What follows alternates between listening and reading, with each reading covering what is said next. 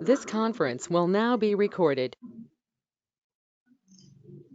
अद्य सोमवासरः अथवा इन्दुवासरः मार्गशीर्ष कृष्ण त्रयोदशी दिनांक 11 जानेवारी 2021 पतंजलि सूत्र मैत्रीकरणामुदितोपेक्षाणां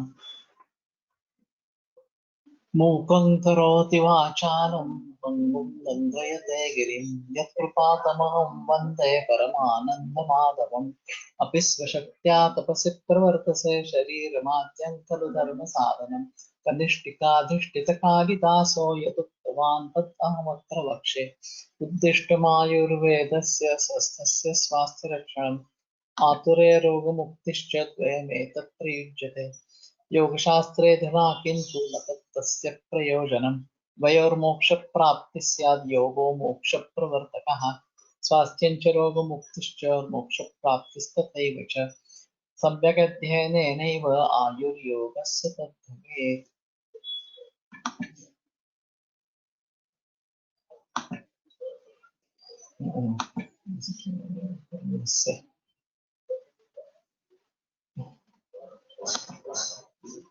प्रथमोऽध्यायः समाधिपादः अथ योगानुशासनं योगश्चित्तवृत्तिनिरोधः तदा दृष्टिस्वरूपेऽवस्थानं वृत्तिसारूप्यमितरत्र वृत्तयः पञ्चतयः क्लिष्टाः क्लिष्टाः प्रमाणविपर्ययविकल्पनिद्रा स्मृतयः प्रत्यक्षानुमानागमाः प्रमाणानि विपर्ययो मिथ्याज्ञानम् अतद्रूपप्रतिष्ठम् शब्दज्ञानानुपाती वस्तुशून्यो विकल्पः अभावप्रत्यालम्बना वृत्तिर्निद्रा अनुभूत विषया संप्रमोषः स्मृतिः अभ्यास वैराग्याभ्यां तन्निरोधः तत्र स्थितौ यत्नोऽभ्यासः स तु दीर्घकालनैरन्तर्य सत्कारा सेवितो दृढभूमिः दृष्टानुश्रवितविषयवितृष्णस्य वशीकारसंज्ञा वैराग्यं तत्परं पुरुषख्यातिर्गुणवैतृष्ण्यं वितर्कविचारानन्दास्मितारूपानुगुणात् सम्प्रज्ञातः विरामप्रत्ययाभ्यासपूर्वः संस्कारशेषोऽन्यः भवप्रत्ययो विदेह प्रकृतिलयानां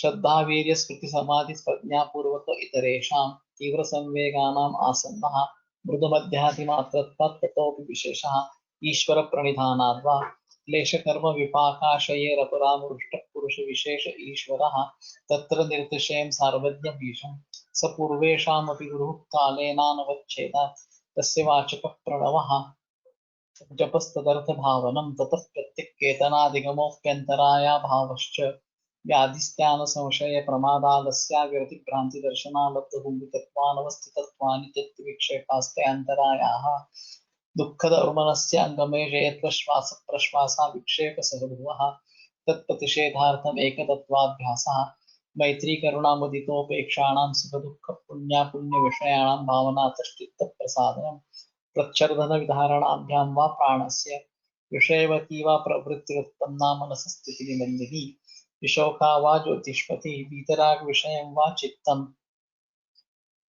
स्वप्ननिद्राज्ञानालम्बनं वा यथाभिमतध्यानाद्वा परमाणुपरो महत्त्वान्तोऽस्य वशीकारः क्षीणवृत्तेरभिजातस्य मणैर्गृहीतग्रहणग्राह्येषु तस्थु तदन्यनता समापत्तिः तत्र शब्दार्थज्ञानविकल्पैः सङ्कीर्णा सवितर्का समापत्तिः स्मृतिपरिशुद्धौ स्वरूपशून्येवार्थमात्रनिर्भासा निर्वितर्का एतयैव सविचारा निर्विचारा च सूक्ष्मविषया व्याख्याता सूक्ष्मविषयत्वं चालिङ्गपर्यवसानं ता एव सबीजः समाधि निर्विचारो ऐशारद्यध्यात्मप्रसादः ऋतंभरा तत्र प्रज्ञा श्रुतानुमानप्रज्ञाभ्याम् अन्यविषया विशेषार्थत्वात् तस्य संस्कारोऽन्यसंस्कारप्रतिबन्धी तस्यापि निरोधे सर्वनिरोधात् निर्बीजः समाधिः इति पतञ्जलिविरचिते योगसूत्रे प्रथमः समाधिपादः।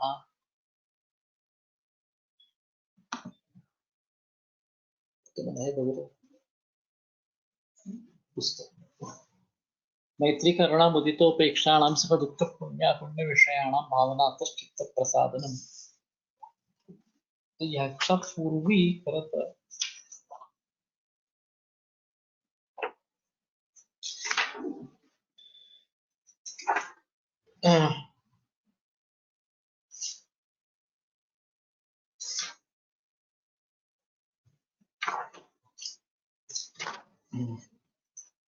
तर तत्प्रतिषेधार्थम एकतत्वाभ्यासः हे 32वे सूत्र आहे. पण इथं मात्र ते दिसत नाहीये. मी याच्यावरती जाण्याचा प्रयत्न केला खरं तर.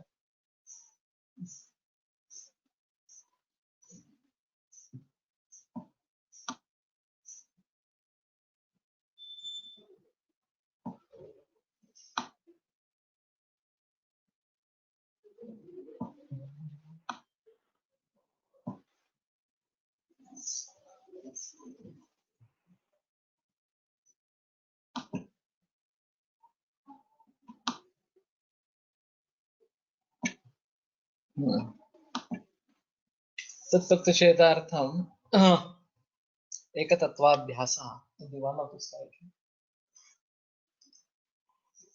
अथ एते विक्षेपाः समाधि प्रतिपक्षा ताभ्यामेव अभ्यास वैराग्याभ्यां निरोधव्याः.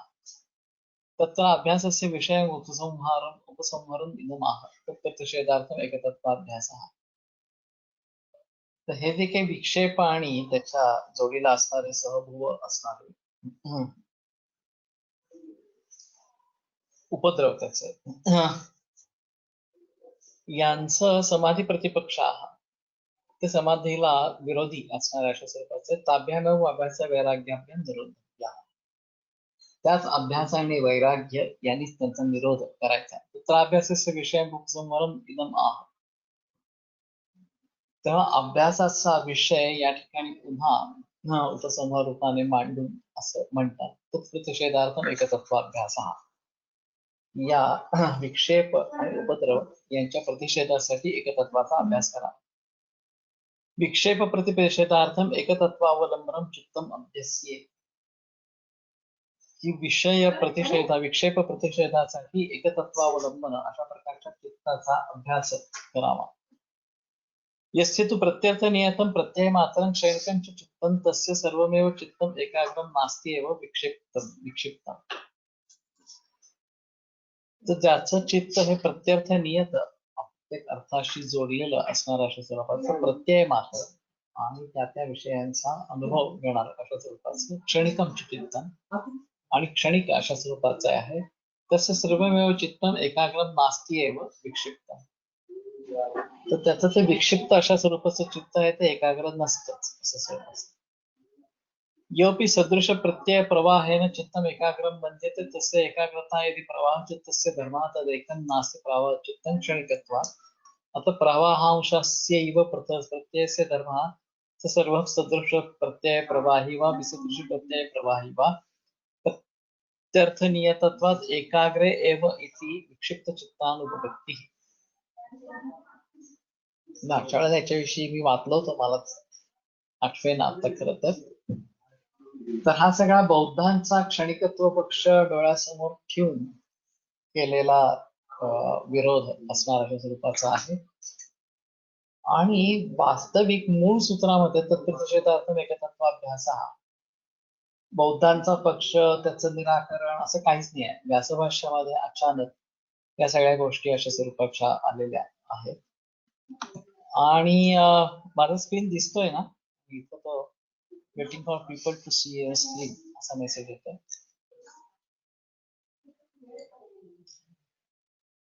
तर यांनी कृष्णाजी कोल्हटकरांनी सांगत असताना केवळ एकतत्वाभ्यास करावा म्हणजे या विक्षेप आणि त्यांच्या बरोबर असतात त्याचे उपद्रव या दोहोंचाही परिहार होतो असं मांडण्याचा प्रयत्न केलाय. आणि तेवढंच वर्णन केलंय. बाकी त्यात त्यांनी फारसं काही वर्णन करण्याचा प्रयत्न केलेला नाही. पण दुर्दैवाने व्यासभाष्य जे काही आहे ते त्या क्षणिकत्व पक्षाचं उद्धरण करून त्याचं निराकरण बरीच जणांनी कसं होतं हे सांगण्यामध्ये दुर्पटील अशा स्वरूपाचा. आता मागच्या वेळेला कसं झालेलं होतं की एक आलंबन अशा स्वरूपाचं घ्यायचं आणि त्याच्यावर चित्त स्थिर करण्याचा प्रयत्न करायचा. म्हणजे चित्तामध्ये उत्पन्न होणारे विक्षेप आणि त्याच्याशी बरोबर असणार त्याचे उपद्रव या दोहोंचंही निराकरण अशा स्वरूपाचं होतं आणि चित्त एकाग्र व्हायला लागतं अशा स्वरूपाचं. त्यांनी मुळातच अशी शंका निर्माण केलेली आहे. प्रत्याहृत्य एकस्मिन् अर्थे समाधेय तथा भवति एकाग्रम इत्यतो न प्रत्यर्थनीयः. जर प्रत्यर्थनीयत प्रत्यय मात्र क्षणिक अशा प्रकारचं चित्त, तर ते चित्त एकाग्र नाही, ते विक्षिप्त चित्त आहे. ते त्या त्या क्षणी त्या त्या भावाशी एकरूप अशा स्वरूपाचं झालेलं आहे. यदि पुनः इदम सर्वतः प्रत्याहृत्य एकस्मिन् अर्थे समाधीयते, तर एकाच कारणावरती एकाच आलंबनावरती ते जर निश्चित केलं गेलं, एकाग्र केलं गेलं, तस्य एकाग्रस्ता यदि प्रवाह चित्तस्य धर्मः तदेकं नास्ति प्रवाह चित्तं क्षणिकत्वात्. तर ते प्रत्यार्थ नियत होत नाही, तर ते एकाग्र होतं. योपि सदृश प्रवाह प्रत्यय प्रवाहेन चित्तम एकाग्रम मन्यते तस्य एकाग्रता यदि प्रवाह चित्तस्य धर्मः. सदृश प्रत्यय प्रवाह ह्याला जो कोणी चित्त एकाग्र अशा स्वरूपाचं म्हणत असेल, तर ती एकाग्रता ही त्या प्रवाह चित्ताचा धर्म आहे असेल, तथा एकम नास्ति प्रवाह चित्तं क्षणिकत्वात्. तर चित्त एक राहणार नाही, जे प्रवाह चित्त जे आहे ते क्षणिक असल्यामुळे या क्षणी मला जे काही ज्ञान निर्माण झालं किंवा माझं चित्त त्याच्याशी एकरूप झालं, ते पुढच्या क्षणाला नाही, पुढच्या क्षणाला दुसरं चित्त असणार अशा स्वरूपाचं होईल. आणि मग ज्या मी मागचं हे दृश्य पाहतो तोच मी हा हे दृश्य पाहतो आहे, हा जो एक अनुभव आम्हाला येतो तो आम्हाला येणार नाही, पण प्रत्यक्षात तसा अनुभव येतो. आता प्रवाहांशस्य एव प्रत्ययस्य धर्मः सदृश सर्वः सदृश प्रत्यय प्रवाही वा विसदृश प्रत्यय प्रवाही वा प्रत्यर्थनियतत्वात् एकाग्रे एव इति विक्षिप्त अनुपपत्ती. आता प्रवाहांशाचाच हा धर्म असेल, सदृश प्रत्यय प्रवाही किंवा विसदृश प्रत्यय प्रवाही. मी आता काहीतरी बघतोय आणि चक्षुरेंद्रियाशी माझं चित्त एकरूप झालेलं आहे, चक्षुरेंद्रियाच्या विषयाशी, आणि दुसऱ्या क्षणाला ते श्रवणेंद्रियाशी आणि त्याच्या विषयाशी संयुक्त अशा स्वरूपात झालेला असेल, तर तो विसदृश प्रत्यय प्रवाह स्वरूपाचा. आणि मग प्रत्यर्थ नियतत्वात एकाग्र एव, त्या त्या विषयामध्ये लीन अशा स्वरूपात झालेलं असल्यामुळे ते एकाग्रच असतं. इथे विक्षिप्त चित्त अनुपपत्ती. मग विक्षिप्त चित्त नावाची गोष्ट राहणारच नाही. आता या क्षणी मी चक्षुरेंद्रियाने कशा तरी अनुभव, दुसऱ्या क्षणी मी श्रवणेंद्रियाने कशाचा तरी अनुभव घेतोय अशा स्वरूपाचा, तर त्या त्या क्षणी माझी चित्तवृत्ती त्या त्या विषयाशी एकरूप अशा स्वरूपाची होत असल्यामुळे ते विक्षिप्त चित्त आहे असं म्हणता येणार नाही, कारण चित्ताची उपस्थितीच तेवढ्या क्षणापुरती तेवढीच अशा स्वरूपाची असेल, तर त्या त्या वेळेला एकाग्रच आहे अशा स्वरूपाचं म्हणाले. तस्मात् अनेकार्थम अवस्थितम चित्त आहे, आणि म्हणून अनेकावर्ती अवस्थित अशा प्रकारचं चित्त असतं. यदीच चित्तम नैकेन अनन्वितः स्वभावभिन्नाः प्रत्ययाः जायेरन्, नैकेन अनन्विताः स्वभावभिन्नाः प्रत्ययाः जायेरन्, अथ कथम अन्य प्रत्यय दृष्टस्य अन्यः स्मर्ता भवेत्. जर चित्त भिन्न भिन्न अशा स्वरूपाची असतील, प्रत्येक क्षणी उत्पन्न होणारी अशा स्वरूपाची, तर एका चित्ताने बघितलेल्या स्मरण करता दुसरं चित्त असं कसं असू शकेल, आणि मला तसं स्मरण दिसतं असणार अशा स्वरूपाचं. अनन्वित म्हणजे अन्वित नसलेलं, ज्याच्या मागोमाग ते जात नाहीये असणार अशा स्वरूपाचं. चित्तेन एकेन अनन्विताः स्वभावभिन्नाः प्रत्ययाः जायेरन्, तर एका चित्तानं अनन्वित त्याच्या पाठोपाठ जाणार आहे अशा स्वरूपाचा. अन्वित म्हणजे पाठोपाठ जाणार आहे, अनन्वित म्हणजे पाठोपाठ न जाणार आहे, असे स्वभाव भिन्न प्रत्यय जर निर्माण होत असतील, तर कथम अन्य प्रत्यय दृष्टीस्य अन्य. मगाशी ज्या चित्तानी एकरूपून कुठला तरी एक विषय सेवन केला, त्याचं स्मरण दुसऱ्या चित्ताला कसं होणार? कारण ते चित्त बदलून गेलेलं असणार अशा स्वरूपाचं. अनन्वित त्याचा अन्वय नसणार अशा स्वरूपाचं जर चित्त असेल तर दुसऱ्या चित्ताला त्याचा प्रत्यय कसा येणार? अन्य प्रत्ययोपचित्तस्य च कर्माशयस्य अन्नः प्रत्युपभोक्ता भवेत्. दुसऱ्या कुठल्या तरी प्रत्यय आणि उपचित अशा कर्माशयाचा दुसरा कोणीतरी प्रत्युपभोक्ता होईल. म्हणजे कोणीतरी एका चित्ताने कर्म केलेली आहेत आणि त्याचं फळ दुसरंच कुठलं तरी चित्त भोगत आहे असा त्याचा अर्थ होईल. कथंचित साधीय समाधीय मानमपि एतत् अगोमय पायसीय न्यायम आक्षेपते. आता अगोमय पायसीय न्याय काय आहे एकदा खरं बघायला पाहिजे. काही करून जरी याचं समाधान करण्याचा प्रयत्न केला तरी सुद्धा हा न्याय त्याला बाधा अशा स्वरूपाची होते. किंच स्वात्मानुभाव अपन्नवः चित्तस्य अन्यत्वे प्राप्नोति. स्वतःच्या अनुभवाचा अपन्नव, स्वतःचे अनुभव दडून जाणं किंवा स्वतःच्या अनुभवाच्या अनुभूती न येणं हे चित्त जर अन्य असं असेल तर त्या ठिकाणी प्राप्त होतं. कथम यद अहम अद्राक्षम तत्स्पृशामि यच्च अस्प्राक्षम तत्स्पर्शामि. जे मी बघितलं त्याला मी स्पर्श करतो, जे मी स्पर्श केलं नाही तत्स्पृशामि अहम इति प्रत्यय सर्वस्य प्रत्ययस्य भेदे सति प्रत्ययिनी अभेदेन उपस्थितः. तर अशाने सर्व प्रत्ययांचा भेद असताना सुद्धा प्रत्ययाने अभेदेने उपस्थित आहे. प्रत्यय जो घेणारा माणूस आहे त्याच्यामध्ये अभेद अशा स्वरूपाचा उपस्थित होतो. तेव्हा त्याच चित्ताला किंवा त्याच व्यक्तीला हे निर्णायक ज्ञान होत असतं. ते प्रत्येक क्षणी चित्तही बदलतं, ज्ञानही बदलतं असा जो काही बौद्धांचा सिद्धांत आहे त्याचं याने निराकरण अशा स्वरूपाचं. एक प्रत्यय विषयोपभेद विषयोपमभेदात्मा ग्रहम इति प्रत्ययः अहम इति प्रत्ययः. त्या एक प्रत्यय विषयोपमभेदात्मा मी आहे. कथम अत्यंत भिन्नेषु चित्तेषु वर्तमानं सामान्यम एकम प्रत्ययनम आश्रयेत.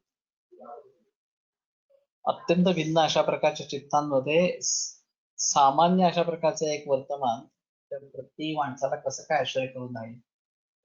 जो मी 10 मिनिटापूर्वी हे चित्र बघत होतो तोच मी आताही हे चित्र बघतोय, तोच मी अजून 10 मिनिटांनी बघत राहणार आहे.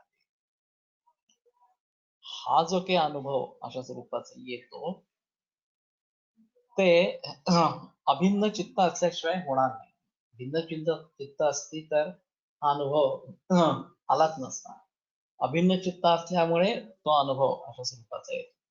स्वानुभव ग्राह्यश्च अयम अभेदात्मा अहम इति अप्रत्ययः. त्या अभेद आत्मा असलेला मी हा स्वानुभव ग्राह्य अशा स्वरूपाचा आपल्या अनुभवाने ग्राह्य आहे. नच प्रत्यक्षस्य महात्म्यम प्रमाणांतरेण अभिभूयते. प्रत्यक्षाचं महात्म्य आहे ते दुसऱ्या कुठल्या प्रमाणाने त्याचा अभिभव होत नाही. प्रमाणांतरांच्या प्रत्यक्ष बलेने व्यवहार म्हणत. अन्य प्रमाण ही प्रत्यक्षावरतीच अवलंबून असतात, व्यवहार त्यांचा होतो. तस्मात अनेकार्थम अनवस्थित अवस्थितांचे चित्तम. आणि म्हणून चित्त हे अनेकार्थ आणि अवस्थित त्या त्या ठिकाणी राहणार अशा स्वरूपाचं असतं.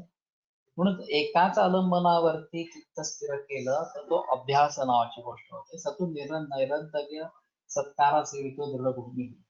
दीर्घकाल नैरंतर्य सत्कारा सेवितो दृढभूमी. दीर्घकाल कुठल्याही प्रकारचा खंड होऊ न देता आणि आदरपूर्वक जर केला गेला अभ्यास तर तो दृढ होईल अशा स्वरूपाचा होतो. आणि मग तशा प्रकारचा एकतत्व अभ्यास जर झाला तर हे चित्त विक्षेप जे व्याधिस्थ संशय प्रमादालस्य वगैरे ते आणि त्याच्या जोडीला असणारे त्याचे उपद्रव हे होत नाही. त्यांचं निराकरण असणार अशा स्वरूपाचं होतं. प्रत्येक क्षणाला क्षणिक चित्ताचा संपर्क येतो, मग चित्ताला ती स्मृती राहते का? हाच तर प्रश्न त्यांनी उपस्थित केलाय की प्रत्येक क्षणाला चित्ताची स्मृती नाहीच राहत, प्रत्येक चित्त वेगळा अनुभव घेत असत. तर स्वाभाविकपणे या क्षणाचा स्मृती पुढच्या क्षणाला राहणार नाही. प्रत्येक क्षणाला जर चित्त बदलत असेल, अनुभव बदलत असेल, यत् सतत क्षणिकम, हा अनुभव सत आहे असं बौद्धांचं मत आहे. पण तो सत जरी असला तरी तो क्षणिक आहे. पुढच्या क्षणाला तो राहत नाही, पुढच्या क्षणाला तो चित्तही राहत नाही, पुढच्या क्षणाला तो अनुभवही राहत नाही. मग अशा परिस्थितीमध्ये जो मी 10 मिनिटापूर्वी हे चित्र बघत होतो तोच मी 10 मिनिटानंतर हे चित्र बघतो आहे, अशा प्रकारचा जो अनुभव साधकाला येतो, तो चित्त एकच असल्याशिवाय या प्रकारचा अनुभव येणार नाही. आणि म्हणून क्षणभंगवादानुसार चित्त एकाग्र होऊच शकत नाही असं जे काही एक म्हणणं आहे, त्याच्यात त्यांनी 2 मुद्दे पोटमुद्दे खरं तर केले, की त्या क्षणाला चित्त एकाग्र होतं, पण ते तेवढ्या पुरतच असतं, ते संपत असणार अशा स्वरूपाचं, त्या विषयाशी तद्रूप अशा स्वरूपाचं ते होतं. पण ही जी काही एक साखळी आपल्याला आता दिसते ज्ञानाची असणाऱ्या याच्या स्वरूपाची, की 10 मिनिटापासून मी जप करतोय, 10 मिनिटापासून मी काय ध्यान करतोय वगैरे वगैरे अशा स्वरूपाचं. आणि माझं आलंबन तेच आहे, माझ्यासमोर जे काही चित्र आहे ते असेल किंवा ओंकार असेल किंवा आणखी काही असेल असणार अशा स्वरूपाचं, ते आलंबन काही बदललेलं नाहीये.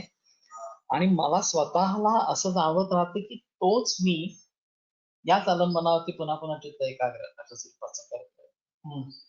तर मग 10 मिनिटापूर्वी असलेला मी, 10 मिनिटानंतर एका क्षणानंतर असलेला मी, त्याच्यानंतर एका क्षणाने असलेला मी, हे सगळे भिन्न भिन्न अशा स्वरूपाचे झाले, तर मला या प्रकारचा अनुभव येणारच नाही की 10 मिनिटापूर्वी जो मी होतो तोच मी आताही अनुभव घेतोय, तोच अनुभव घेतोय असणार अशा स्वरूपाचा. आणि त्याचं स्मरणही होणार नाही खऱ्या अर्थाने, कारण तो जीव संपला, तो ते चित्त त्या ठिकाणी त्या क्षणी संपलं, निर्माण झाल्याने संपलं. आता हा बघण्याचा दृष्टिकोन आहे. आयुर्वेदामध्ये जेव्हा क्षणभंगवाद चक्रपाणी दत्तांनी मांडला स्वभाव प्रभावाच्या संदर्भात, तिथे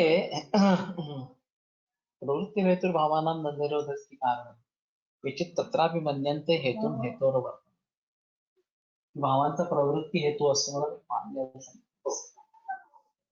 न निरोधस्ति कारण, परंतु निरोधाला नाशाला कारण नसते.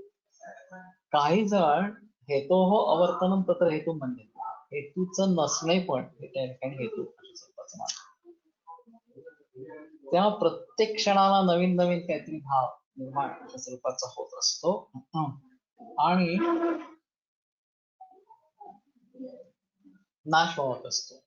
नाश स्वाभाविक आहे, निर्मितीला मात्र कारण लागतं. आपल्याकडे त्यागात विषम हेतूनां समानांच्या उपसेवनात विषमानानुबंधन्ते कायन्ते धातव समान असं म्हणतात. विषम हेतूंचा त्याग केला की विषम धातूंचा अनुबंध सुटतो, समहेतूंचे सेवन केले की धातू सामनाचा अनुबंध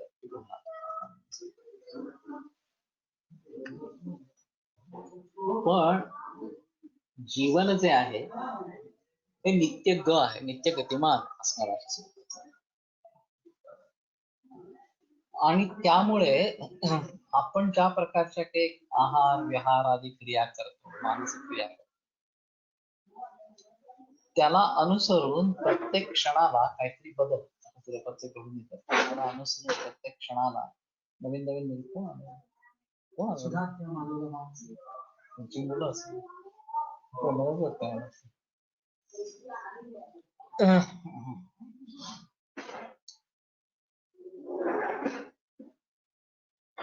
तर आपण असं प्रत्येक क्षणाला त्याचा अनुभव येतोय किंवा नाही येतोय अशा प्रकारचा विचार करत.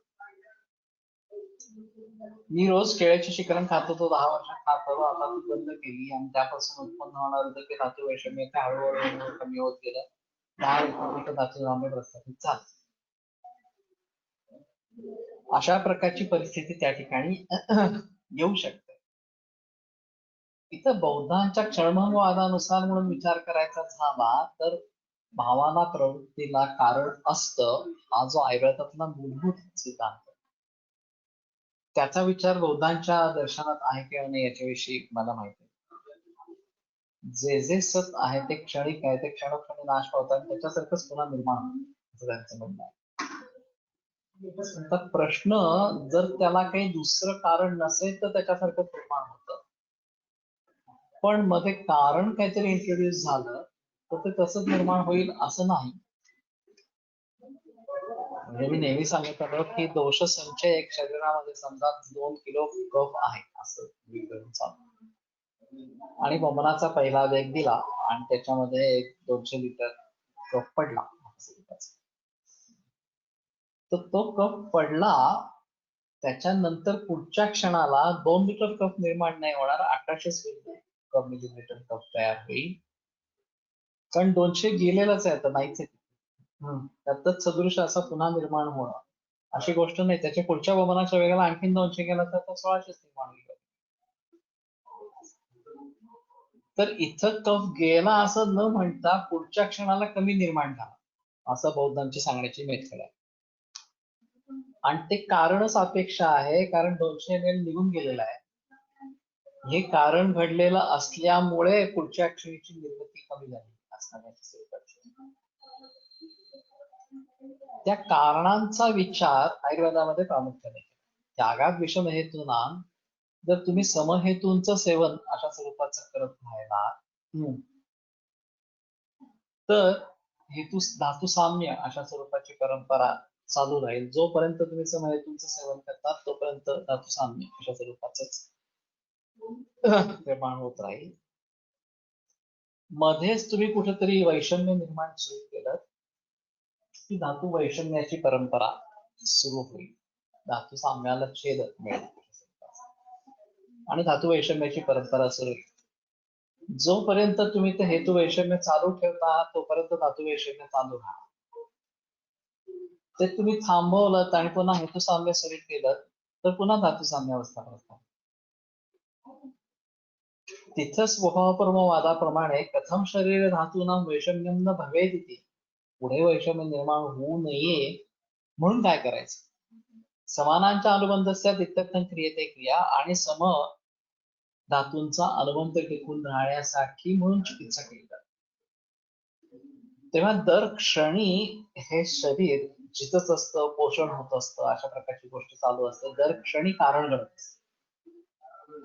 तुम्ही जेव्हा काही क्रिया करता तेव्हा त्यांनी धातूंचा अपचय किंवा ह्रास अशा स्वरूपाचा होतो, पण धातूची शक्ती त्याच्यासाठी, धातू त्याच्यासाठी खर्च पडतो, शक्ती वापरली जाते आणि परिणामतः अपतर्पण कडून धातुक्षय निर्माण होतो. पण तेच तुम्ही झोप काढली, तेच तुम्ही पुन्हा आहार सेवन केला की ही झीज भरून निघते असणार अशा स्वरूपाचं संतर्पण शरीराचं होतं. तेव्हा या दोहोंची प्रक्रिया सातत्याने शरीरामध्ये चालू असते. एका बाजूला धातूंचा ऱ्हास अशा स्वरूपाचा होत असतो, दोष धातू म्हणा, तर दुसऱ्या बाजूला त्यांचे पोषण होत असत. या दोहोंचं संतुलन चांगलं असेल तर सो कॉल्ड समधातू निर्माण होत राहतात आणि आरोग्य टिकून राहतात. पण या संतुलनात कुठेतरी गडबड झाली तर धातू क्षयाची परंपरा सुरू होते किंवा धातू वृद्धीची परंपरा सुरू होते किंवा तिसरंच काहीतरी घडतं. क्षयस्थानांच्या वृद्धिश्च दोषानंतर विधा कधी ही या सूत्राविषयी आपण भाष्य करत होतो माधव निदानमध्ये पौष्टिकमध्ये. आणि क्षय ही पण गती आहे, वृत्ती ही पण गती आहे, पण स्थान ही पण गती आहे. आपाततः दिसायला टिकून राहणं ही गती कशी असते असं वाटू शकतं, पण जेव्हा क्षय आणि अपचय हे संतुलित अशा स्वरूपाचे असतात, जेवढ्या प्रमाणात अपचय आहे तेवढ्याच प्रमाणात उपचय आहे, आणि ज्या प्रकारचा आहे त्याच प्रकारचा उपचय अशी जर गोष्ट घडत असेल तर अर्थातच झालेली वीज भरून निघते, स्वास्थ्य टिकून राहते. पण उपचयाचं प्रमाण वाढलं तरी गोंधळ होतो, अपचयाचं प्रमाण वाढलं तरी गोंधळ होतो, आणि मग धातू वैषम्य सुरू होतं. आणि ते धातू वैषम्य घालवण्यासाठी तुम्ही साक्षात त्याला काही करत नाही असं गळवंगवादाप्रमाणे म्हणणं आहे. ते तसं धातू वैषम्य निर्माण होत असतं, ते कारण सापेक्ष असते. काहीतरी कारण घडत असतात म्हणून तसं धातू वैषम्य पुढे पुढे निर्माण होत असतं. हे कारण तुम्ही थांबवलं तर धातू वैषम्याची परंपरा खंडित होते अशा स्वरूपात. म्हणून केचित तत्रापि मन्यन्ते हेतुम हेतोर वर्तनम. कारण नसणं हे त्या ठिकाणी कारण आहे विरोधासाठी किंवा नाशासाठी असणार अशा स्वरूपाचं. प्रत्येक क्षण होणारा बदल सुद्धा गतीच समजावी का? त्यांचं म्हणणं असंच आहे की ती गतीच आहे. आणि म्हणून स्थान ही पण गती आहे, कारण काहीच नित्य नाहीये, सगळंच बदलणार अशा स्वरूपाचं. फक्त प्रत्येक क्षणी नाश होतो हे देखील एक बौद्धांचं म्हणणं आहे क्षणभंगवादानुसार अशा स्वरूपाचं. यांनी क्षणाचा उल्लेख केला नाही. चरकाचार्यांनी उल्लेख करत असताना विषम हेतूंचा त्याग केला आणि समहेतूंचं सेवन केलं की विषम धातूंचा अनुबंध सुटतो आणि समधातू निर्माण होतो. क्षणाची कल्पना नाही मांडली. शीघ्र भूत्वा तथा भूतच तथा भाव विभूती. निरोध आहे कारण तसे नास्ती नैवान्यता. त्याला थांबवता येत नाही आणि त्याच्यावरती दुसरी कुठली क्रिया पण करता येत नाही. त्या आपण जे सगळे काही प्रयत्न करतो ते पुढे होणाऱ्या धातू वैषम्य किंवा धातू साम्य यासाठी करत असतो. एक्झिस्टिंग धातू साम्य किंवा धातू वैषम्याला आपण काहीच करत नाही. म्हणून एवं उत्तरार्थ आत्रेय अग्निवेश हा प्रत्यवदत्या अग्निवेश वाच असलेली आहे की स्वभावप्रमेय कर्म चिकित्सा प्रावृतस्य किम. जर स्वभावताच नाश होत असेल तर चिकित्सा प्रावृताचं कर्म काय? आणि भेषजे विषमान धातून कान समीकृते विष. औषधाने कुठल्या विषम धातूंना तो सम करतो. कावा चिकित्सा भगवंत किमर्थम वा प्रयुज्यते. चिकित्सा म्हणजे नेमकं काय, कशासाठी वापरली जाते? जर स्वाभाविकच नाश होणार आहे कुठल्याही गोष्टीचा, धातू वैषम्याचा किंवा धातू वैषम्याचा नाश स्वाभाविकच होणार आहे, त्याला काही नाश करण्यासाठी कारण नाहीये, तर मग वैद्याचं कर्तव्य काय अशा स्वरूपाचं. आणि मग त्याला आत्रेयाने उत्तर दिलेलं आहे की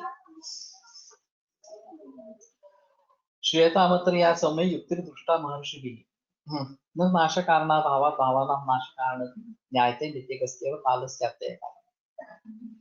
नाश कारणाचा अभावच असल्यामुळे नाशाचं कारण समजून घेता येत नाही, समजत नाही. असं नाहीये की नाशाला कारण आहे पण ते आम्हाला कळत नाही. नाशाला कारण नाही हीच वस्तुस्थिती अशा स्वरूपाची आहे. न्यायते नित्यकस्तेव कालस्याते कारण. नित्यक कालाचं नाशाचं कारण जसं नाहीये. आता या क्षणी असं म्हणेपर्यंत तो क्षण गेला, त्याचा नाश झाला त्या स्वरूपाचा. पुढचं मी म्हणतोय तोपर्यंत तोही गेला असणार अशा स्वरूपाचं. तेव्हा प्रत्येक क्षण हा बदलणारा अशा स्वरूपाचं काहीतरी राहतो आणि आम्ही हा क्षणाचा टिकवून ठेवतो असं म्हणण्यासारखी परिस्थिती नाहीच आहे. तो टिकवता येतच नाही. मग जेव्हा मी असं म्हणतो की मी आता हे दृश्य पाहतोय तेव्हा मी ते टिकवून ठेवलंय असं काही आहे का प्रकार? तर बौद्ध मतानुसार तसं काही नाही. प्रत्येक क्षणी निर्माण होतं, प्रत्येक क्षणी नाश होतो. फक्त मी सातत्याने ते बघतोय म्हणून मला असं वाटतं की ते टिकून आहे, मीच ते सातत्याने बघतोय असणार अशा स्वरूपाचं. पण विज्ञान प्रवाह अशी ती एक संकल्पना मांडतात आणि तो विज्ञान प्रवाह क्षणिक आहे असं म्हणतात. त्याच्यावरती व्यासाने उत्पन्न केलेला जो आक्षेप आहे असं जर असेल तर ज्या मी मागचा अनुभव घेतला तोच मी आताचा अनुभव घेतो हे जे काही एक ज्ञान मला होत राहतं त्याला आधार काय? प्रत्येक क्षणी जर मी भिन्न भिन्न असणार अशा स्वरूपाचा असेल तर ज्या मी तो अनुभव घेतला तो संपला ना त्या क्षणाला. आत्ताच्या क्षणाचा मी वेगळाच आहे, तर मला अनुवृत्तीचा अनुभव यायलाच नको. पण हा अनुभव तरी येतो. आणि म्हणून प्रत्येक गोष्ट क्षणिकच आहे असं मानणं कितपत संयुक्तिक आहे असं त्याचा एकंदर सांगायचा मतिकार. प्रत्येक क्षण होणारा बदल सुद्धा गतीच समजावा का? गतीच प्रकार. गतीत समजावं असं एकंदर त्या सूत्राचा मतितार्थ अशा स्वरूपाचा. तर हे दोन बघण्याचे मार्ग आहेत, भिन्न मार्ग आहेत असं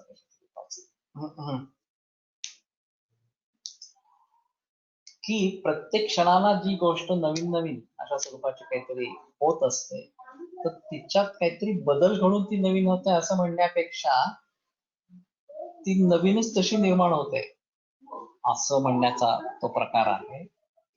आणि तसंच दोष वैषम्याच्या बाबतीमध्ये बघावं असं स्वभाव प्रमोवाद मापामध्ये चर्काचार्य अशा स्वरूपाचं म्हणतात. फक्त शरीर किंवा जिवंत शरीर पर्टिक्युलरली त्या प्राणीमात्र असं अशा स्वरूपाचं म्हणजे काही आहे, त्यांच्यात सातत्याने काही ना काहीतरी क्रिया चालू असतात.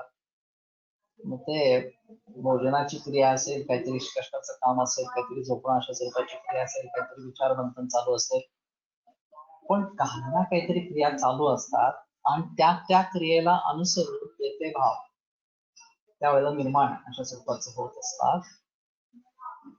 एकंदर दोष साम्यावस्था अशा स्वरूपाचा जो भाव आहे असा सातत्याने निर्माण होत राहिला तर दोषांची स्थानगती प्राप्त होते आणि त्यांनी स्वास्थ्य टिकून राहते असं त्याचा तात्पर्य असणाऱ्या स्वरूपाचा.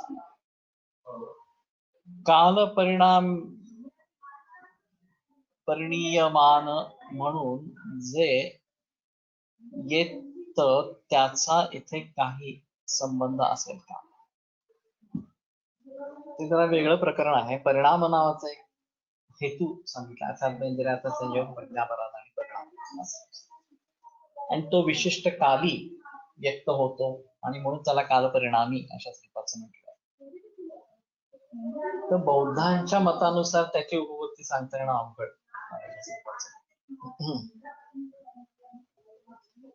थोडस असं राहील की बौद्धांच्या मतानुसार प्रत्येक क्षणी गोष्ट बदलती असणाऱ्या अशा स्वरूपाची आहे आणि ती अडवता येत नाही, त्याचा नाश आहे तो स्वाभाविक असणाऱ्या अशा स्वरूपाचा आहे. पण तरीही यात एक सातत्य आहे असं जे वेदांती किंवा इतर लोकांचं म्हणणं असणाऱ्या अशा स्वरूपाचं आहे. त्याचं खंडन बौद्ध लोक कसे करतात हे मला माहिती नाही. म्हणजे ते कदाचित त्या सर्वदर्शन संग्रहामध्ये बौद्धांच्या संदर्भामध्ये आलेलं असेल. खरं तर मी ते त्याचं बौद्ध दर्शन वाचलेलं असणार अशा स्वरूपाचं आहे. मला आता ते काही स्मरणात असणार अशा स्वरूपाचा स्मरणात नाही. तर यत् सत्पथ क्षणिकम हे तिथं त्यांनी मांडण्याचा अशा स्वरूपाचा म्हणून काहीतरी प्रयत्न केलेला. अनुबंधत्व हे आत्मतत्वामुळे येते का, इथं तरी तसंच म्हणणं आहे की अनुबंधत्व हे आत्मतत्वामुळे. ज्ञान जरी बदलत असलं तरी ज्ञानाधिकरण आत्मा हा जो आत्मा आहे हा की बदलत नाही असा. त्यामुळे प्रत्यभिज्ञा संभवते. ज्या मी त्या शकुंतलेशी लग्न केलं त्याच शकुंतलेला मीच घालवून दिलं, माझं लग्न झालं मी असं स्वरूपाचं. दोन्ही मधला मी एकच आहे, शकुंतला पण तीच आहे, पण जिच्याशी लग्न केलं कण्वाच्या आश्रमामध्ये ती शकुंतला आणि जिला मी हाकलून दिलं ती शकुंतला, या मला भिन्न भिन्न वाटलेल्या. तर ती शकुंतला नव्हेच असं मला वाटलं होतं, पण प्रत्यक्षामध्ये तीच ती शकुंतला आहे असं मला जेव्हा ती अंगठी पुण्याची अंगठी मिळाली तेव्हा कळलं आणि म्हणून प्रत्यभिज्ञा झाली सेयम शकुंतला, ती ही शकुंतला. तसं मायेमुळे मला मी जीव वेगळा आहे अशा स्वरूपाचा जो काही अनुभव येतो आणि ते परमात्मत्व वेगळं, मी वेगळा, ह्याचा आत्मा वेगळा, माझा आत्मा वेगळा अशा स्वरूपाचा जो काही अनुभव मला येतो तो अविद्येमुळे किंवा मायेमुळे असणार. आणि जेव्हा मला ब्रह्मसत्यम जगन मिथ्या असं कळतं खऱ्या अर्थाने तेव्हा हा अनुभव गळून पडतो आणि जीव ब्रह्मैव नापरा, जीव म्हणजे ब्रह्मच आहे, दुसरं काही नाही अशी मला अनुभूती येते. आणि म्हणून याच्यामध्ये एक तत्व कुठलं तरी अनुस्यूत असणारा अशा स्वरूपाचा आहे, त्याचा अनुबंध सातत्याने टिकून राहिलेला अशा स्वरूपाचा.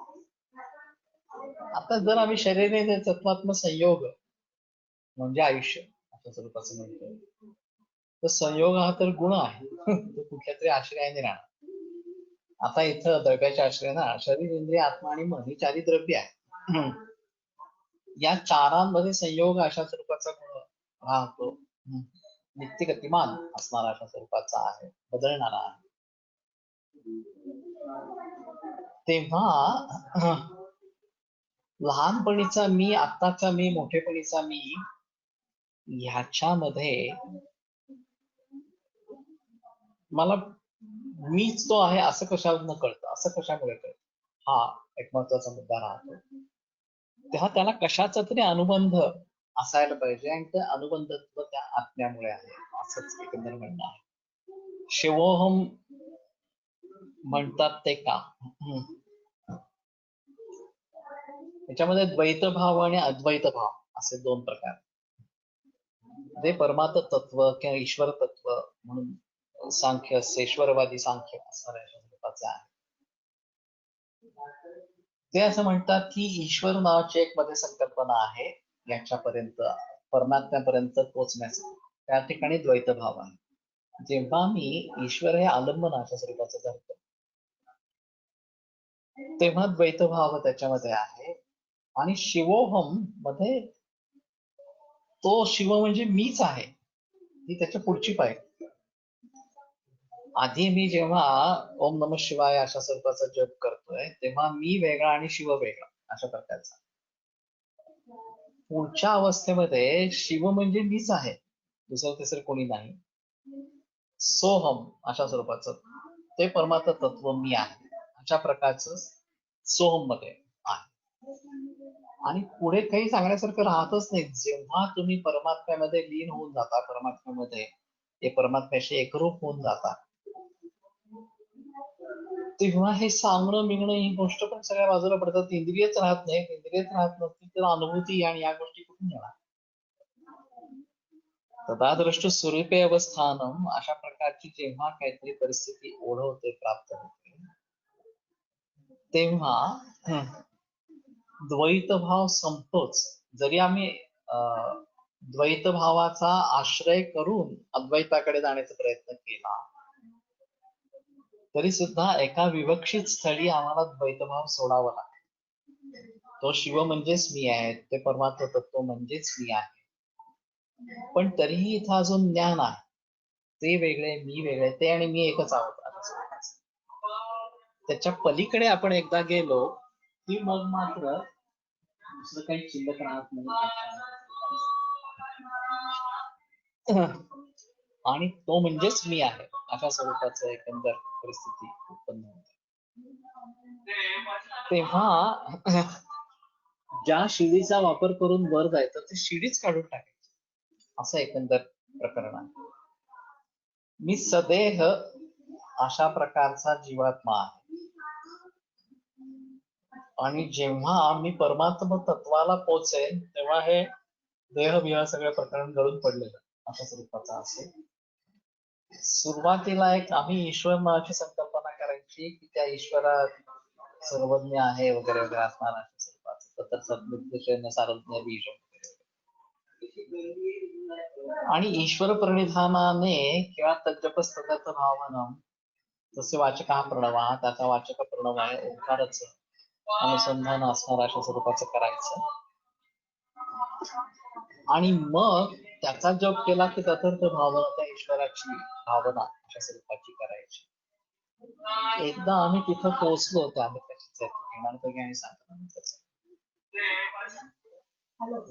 की तेव्हा आम्ही तिथपर्यंत पोहोचू, तेव्हा तो ईश्वरही राहत नाही, तो ईश्वर म्हणजे मीच आहे अशी एक मधली अवस्था येते. आणि मग ते परमात्म तत्व म्हणजेच मी आहे अशा पुढच्या अवस्थेला आपण जातो. मला जो प्रश्न पडलेला होता की पतंजलीने हे सगळं सांगितलं, तर ते त्या अनुभवाला जाऊन पोचून खाली येऊन पुन्हा सांगितलं का? एकदा त्या अनुभवाला पोचल्यानंतर पुन्हा येणं आणि तशा स्वरूपाचं सांगता येणं असं शक्य आहे का, हा गोंधळाचा मुद्दा आहे. म्हणून सगळेजण असं म्हणतात, संत नेती नेती शब्द नाही अनुमाना, हे नाही ते नाही ते नाही असं फारच सांगू शकतो. नेमकं काय आहे असं सांगूच शकत नाही. कारण जेव्हा तुम्ही तो अनुभव घेता, स्वानुभूती एक मानाय नव शांताय ते स्वानुभूती एकमात्र प्रमाण आहे. आणि कदाचित या प्रकारची समाधी अवस्था प्राप्त करून आम्ही समाधीतून पुन्हा वित्थान दशेमध्ये येऊ, त्यावेळेला अरे बापरे ते असं काहीतरी होतं. आणि आता आम्ही कायमच त्या समाधी अवस्थेमध्ये जेव्हा जाऊ, तेव्हा खऱ्या अर्थाने आमचा मोक्ष झाला. तर निरंतर समाधी अवस्था प्राप्त होणं हे काहीतरी यामध्ये अपेक्षित आहे. समाधीचा अनुभव घेऊन परत येणं, चित्त पुन्हा विक्षिप्त होणं, समाधीतून बाहेर येणं. आणि त्यावेळेला ते तत्वमसी नावाची काहीतरी गोष्ट नाही राहिली, ते म्हणजे मीच होतो असं काहीतरी. पण हा अनुभूतीचा विषय असणार अशा स्वरूपाचा आहे. त्या लेवलवर पोचल्यावर पुन्हा या मृत्यू लोकावर यावं वाटेल का? कोणाला? मला असं वाटतंय की समाधी अवस्थेचा अनुभव घेऊन खाली येऊन हा लिहिलंय, आणि प्रत्येकाचं त्या समाधी अवस्थेला मला कायमचं पोचायचं, तिथं गेलो तदादृष्ट स्वरूपी अवस्थानं माझी स्थिती प्राप्त करून घेतली, विषय संपला. असं असावं, नाहीतरी लिहिणं शक्यच नाहीये. कुणाही व्यक्तीला त्या अवस्थेला जाऊन परत येणं आणि मग लोकांना सांगणं ही गोष्ट शक्य नाहीये. त्या खऱ्या अर्थाने त्या अवस्थेपर्यंत पोचणं, त्याचा अनुभव काही अर्थाने घेणं आणि हे सगळं लिहिणं किंवा सांगणं असणार अशा स्वरूपाचं. आणि मग जेव्हा खरंच मुक्तीची अवस्था येईल, त्यावेळेला हा देह टाकून देणं आणि परमात्म्यामध्ये एकरूप होऊन जाणं अशा प्रकारची गोष्ट होते. पण त्या समाधी अवस्थेचा वारंवार अभ्यास करत गेल्यानंतर निरंतर समाधी, पण ज्ञानेश्वरांची संजीवन समाधी आहे म्हणजे नेमकं काय असं कळायला मार्ग नाही आता. की सदेह ते आहेत असं मत आहे, आणि केवळ प्राणधारण पूर्वक मागणं पुरतं श्वासोश्वास वगैरे अशा स्वरूपाचं काहीतरी चालू आहे. पण मृत्यू नाहीये, संजीवन आहे असणार अशा स्वरूपाचं. आणि त्या रूपानं तसेच राहणार आहेत. जेव्हापासून समाधी घेते तेव्हापासून पुढे त्याला अंत नाही, आधी आहे अंत नाही असणार अशा स्वरूपाचं. तर एकंदर विषय गहन अशा स्वरूपाचाच आहे. बुधवारी आपण पुन्हा बघूया. बुधवारी सकाळी अमावस्या आहे 10-10:30 पर्यंत, नंतर अमावस्या संपती आहे, त्यामुळे बुधवारी करायला हरकत नाही. पुढचा संपूर्ण आठवडा म्हणजे सोमवार आणि बुधवार मी नाहीये पुण्यात, कोकणात असणार आहे, तर त्याच्यामुळे त्यावेळेला हे काही शक्य नाही होणार. त्याच्या पुढच्या सोमवारी परत आपण जॉईन होऊ. आणि मे बी मी एक असा विचार करतोय की फक्त बुधवारीच एक वार चालू ठेवायचं का, म्हणजे बुधवारी मी दवाखान्याला सुट्टी घेणार आहे फेब्रुवारी पासून. तर मग मला एनर्जी जरा बरी राहील आणि मला वाचन जरा नीटपणे करता येईल अशा स्वरूपाचं. पण माझ्याही दृष्टीने सगळं नव्यानेच शिकणं अशा स्वरूपाचाच मुद्दा आहे. पण ठीक आहे, आपण आपल्याकडनं जेवढा प्रयत्न करता येईल तेवढा प्रयत्न करतो. योगेन चित्तस्य पदेन वाचां बलं शरीरस्य च वैद्यकेन योपाकरोत्तं प्रवरं मुनीनां पतञ्जलिं प्राञ्जलिरानतोऽस्मि. विरम्यते व्याख्यान व्यापार बुधवासरे पुनरपि मिलिष्यामः.